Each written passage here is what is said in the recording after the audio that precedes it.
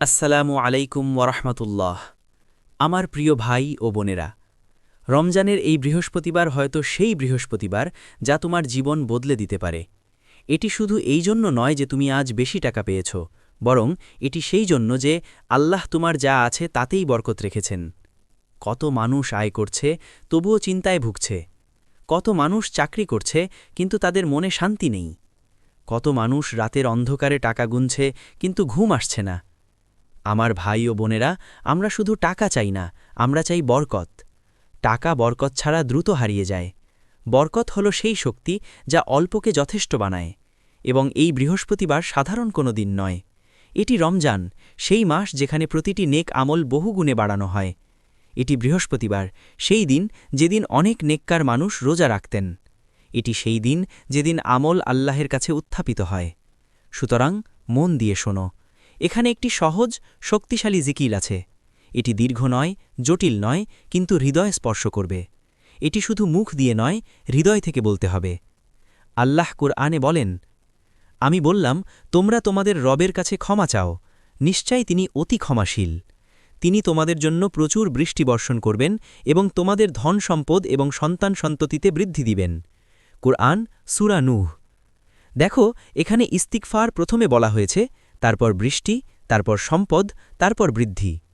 এটি কোনো motivational quotation নয়, এটি কুরআনের বাণী। যখন মানুষ কষ্টে ভুগছিল, তখন সমাধান হিসেবে ব্যবসায়িক কৌশল বা টিপস দেওয়া হয়নি, বরং তাদের জন্য ইস্তিগফার বলা হয়েছে। আমাদের ইতিহাসে একটি ঘটনা আছে। এক ব্যক্তি এক মহান আলেমের কাছে এসে বলল, আমি দরিদ্র, আমার কিছুই নেই। আলেম বললেন, ইস্তিগফার বাড়াও। আরেকজন এসে বলল, বৃষ্টি নেই, জমি শুকিয়ে গেছে। আলেম বললেন, ইস্তিগফার বাড়াও। আরেকজন বলল, আমার সন্তান নেই। আলেম বললেন, ইস্তিগফার বাড়াও। মানুষ অবাক হয়ে বলল, আপনি সবার জন্য একই উত্তর দেন কেন? আলেম সূরা নূহের এই আয়াতটি তিলাওয়াত করলেন। কারণ যখন তোমার আল্লাহর সঙ্গে সম্পর্ক মজবুত হয়, তখন তোমার জীবন ধীরে ধীরে বদলে যায়। আমার প্রিয় ভাই ও বোনেরা, এই বৃহস্পতিবার যখন তুমি রোজা রাখছ, তোমার হৃদয় নরম, তোমার পেট খালি, তোমার অহংকার দুর্বল, তোমার দোয়া শক্তিশালী। এটাই সময়।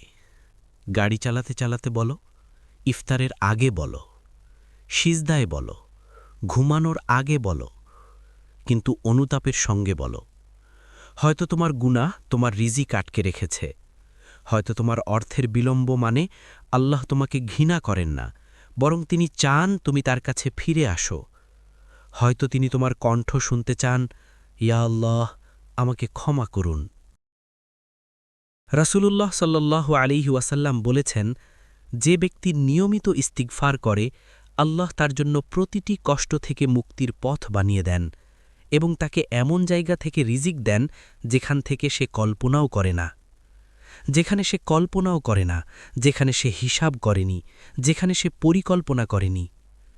এই বৃহস্পতিবার শুধু বেশি টাকা পাওয়ার জন্য নয়, এটি হৃদয় পরিষ্কার করার জন্য। কারণ যখন হৃদয় পরিষ্কার হয়, তখন রিজিকও পরিষ্কার হয়, আর যখন রিজিক পরিষ্কার হয়, জীবন হালকা হয়।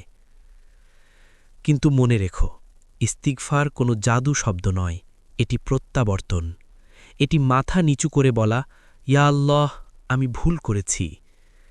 আমার ভাই ও বোনেরা, যদি তোমার আয়ে বরকত না থাকে, তাহলে কি সম্ভব সেখানে কিছু অপবিত্রতা আছে? আমরা কি সম্পূর্ণ সৎ? আমরা কি সময় নষ্ট করি কিন্তু পুরো বেতন নিই? আমরা কি ঋণ পরিশোধে দেরি করি? এগুলো অস্বস্তিকর প্রশ্ন, কিন্তু রমজান আরামের মাস নয়, এটি সত্যের মাস। যদি তুমি বরকত চাও, তোমার হালাল রক্ষা করো, ছোট হলেও হোক, মানুষ হাসলেও হোক। নবীজি সাল্লাল্লাহু আলাইহি ওয়াসাল্লাম বলেছেন, আল্লাহ পবিত্র এবং তিনি শুধুমাত্র পবিত্র জিনিসই গ্রহণ করেন। বরকত মানে ছোট খাবার অনেককে তৃপ্ত করা, একটি বেতন পুরো পরিবার চালানো, একটি ছোট আয় হলেও শান্তিতে ঘুমানো। সাদাকা সম্পদ কমায় না, রাসূলুল্লাহ বলেছেন। যদি তুমি ২০ টাকা সাদাকা দাও, মনে হতে পারে কমে গেছে, কিন্তু আল্লাহ অন্যভাবে পূরণ করেন। সুরক্ষা, স্বাস্থ্য, বিপদ থেকে রক্ষা, সমস্যা যা তোমার কাছে পৌঁছায় না। এই বৃহস্পতিবার ইফতারের পরে কিছুক্ষণ চুপচাপ বসো, মোবাইল দূরে রাখো, ২ রাকাত নামাজ পড়ো, কাঁদো। চোখের পানি দুর্বলতা নয়, এটি পরিশুদ্ধি। রিজিক শুধু টাকা নয়, স্বাস্থ্য, পরিবার, নিরাপত্তা, শান্তি সবই রিজিক। কিছু মানুষ টাকায় ধনী কিন্তু জীবনে গরিব। কিছু মানুষ টাকায় গরিব কিন্তু ঘরে শান্তি। আল্লাহ কোরআনে বলেন, হে মানুষ, তোমরা আল্লাহর মুখাপেক্ষী, আর আল্লাহ অমুখাপেক্ষী, প্রশংসিত। আমরা সবাই আল্লাহর কাছে দরিদ্র, এমনকি ধনী ব্যবসায়ী, শক্তিশালী মানুষও আল্লাহর কাছে দরিদ্র। এই বৃহস্পতিবার মনে করো তুমি তার কাছে নির্ভরশীল, এবং এটিকে কুসংস্কারে পরিণত করো না। ভেবো না ১০০ বার বললেই বরকত পাব। এটা ফর্মুলা নয়, এটা সম্পর্ক। পরিশ্রম করো, পরিকল্পনা করো, সঞ্চয় করো, কিন্তু উট বেঁধে আল্লাহর ওপর ভরসা করো। যদি রিজিক দেরি হয়, হতাশ হবেন না। যদি দরজা বন্ধ থাকে, বিশ্বাস হারাবেন না। যদি বিল বেশি হয়, সিজদা ত্যাগ করো না। কারণ আল্লাহ এক মুহূর্তে সব কিছু পরিবর্তন করতে পারেন। একটি ফোন কল, একটি সুযোগ, একটি অপ্রত্যাশিত দরজা। তিনি রাজ্যিক, প্রদানকারী, তোমার বস বা অর্থনীতি নয়।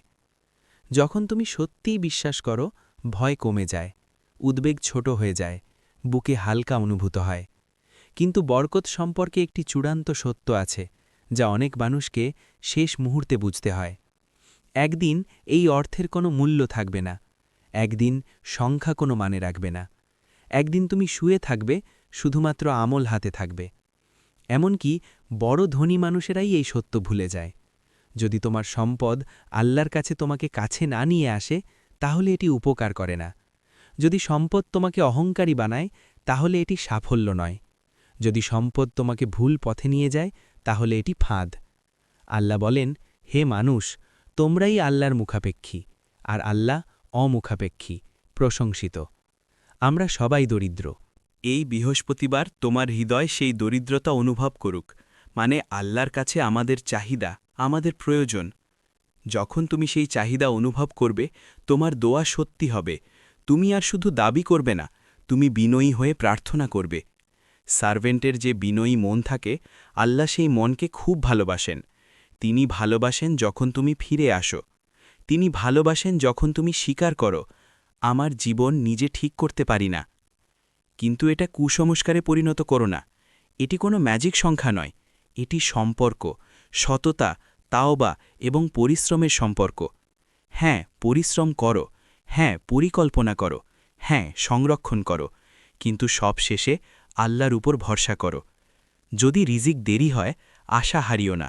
যদি দরজা বন্ধ থাকে, বিশ্বাস হারিও না, কারণ আল্লাহ মুহূর্তের মধ্যে অবস্থার পরিবর্তন করতে পারেন। এই বৃহস্পতিবার শুধু রিজিকের জন্য নয়, এটি প্রত্যাবর্তনের জন্য, হৃদয়কে নরম করার জন্য, সততার জন্য। যখন তুমি আয় বাড়াও বা কমাও, সেটি পরীক্ষা। সম্পদ এবং দারিদ্র্য দুই পরীক্ষা। ধনী হয়ে ধন্যবাদ জানাও, দরিদ্র হলে ধৈর্য ধরো। একটি দিন তুমি দাঁড়াবে আল্লাহর সামনে, তিনি বলবেন, আমি তোমাকে সম্পদ দিয়েছি, তুমি কি করেছ?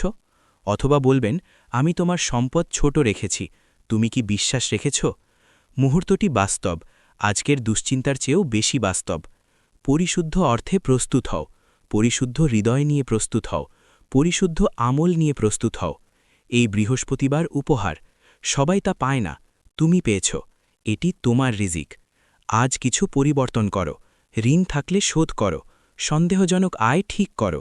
সাদকা দাও, নামাজ শক্ত করো। মনে রেখো, টাকা শান্তি দিতে পারে, তৃপ্তি নয়। টাকা বাড়ি দিতে পারে, সাকিনা নয়। টাকা ওষুধ দিতে পারে, স্বাস্থ্য নয়। সবই আল্লাহর পক্ষ থেকে। এই বৃহস্পতিবার ইফতারের সময় হাত তুলে বলো, ইয়া আল্লাহ, আমার আয়ে বরকত দাও। ইয়া আল্লাহ, আমার গুনাহ ক্ষমা করো। ইয়া আল্লাহ, আমার রিজিক হালাল ও যথেষ্ট করো। বিশ্বাস করো, তিনি শুনছেন। বিশ্বাস করো, তিনি যত্ন নেন। বিশ্বাস করো, তিনি তোমার প্রতি তোমার নিজের থেকেও বেশি দয়ালু। আল্লাহ তোমার আয় আলোকিত করুক, তোমার ঘরে শান্তি দিন, তোমার দুশ্চিন্তা দূর হোক, তোমার জন্য এমন রিজিকের দরজা খুলুক যা তোমাকে জান্নাতের কাছে নিয়ে যায়। এই বৃহস্পতিবারকে স্মরণীয় দিন বানাও, যেদিন তুমি টাকা নয়, বরকত খোঁজা শুরু করেছিলে। আমার প্রিয় ভাই ও বোনেরা, মনে রাখো, এই বৃহস্পতিবার শুধু রিজিকের জন্য নয়, এটি প্রত্যাবর্তনের দিন, হৃদয়কে নরম করার দিন, সততার এবং বিনয়ের দিন। যদি তোমার আয় হালাল হয়, যদি তোমার হৃদয় পবিত্র হয়, যদি তুমি আল্লাহর নিকট ফিরে আসো, তাহলে তোমার জীবন হালকা, শান্তিপূর্ণ এবং বরকতপূর্ণ হবে। স্মরণ রাখো, সম্পদ শুধু সংখ্যা নয়, সম্পদ হল শান্তি, সঠিক সম্পর্ক, স্বাস্থ্য, পরিবার এবং আল্লাহর নৈকট্য। এই বৃহস্পতিবার হাত তুলে বলো, ইয়া আল্লাহ, আমার আয় বরকতপূর্ণ করো। ইয়া আল্লাহ, আমার গুনাহ ক্ষমা করো। ইয়া আল্লাহ, আমার রিজিক হালাল এবং যথেষ্ট করো। বিশ্বাস করো, আল্লাহ শুনছেন, তিনি দয়ালু, তিনি তোমার জন্য সবচেয়ে ভালো জানেন। আজ যদি তুমি এই মুহূর্তটি সত্যিই ব্যবহার করো, রিজিক শুধু বৃদ্ধি পাবে না, বরং শান্তি, হালাল আয় এবং আল্লাহর নৈকট্যও পাবে। মনে রাখো, এই বৃহস্পতিবার ধন নয়, বরকত খোঁজা শুরু করার দিন। তোমার হৃদয়কে পরিষ্কার করো, তোমার আমলকে শক্তিশালী করো, আল্লাহর উপর ভরসা করো, আর দেখবে সেই মুহূর্তে জীবনের প্রতিটি ব্যস্ততা, উদ্বেগ এবং দুশ্চিন্তা হালকা হয়ে যাবে।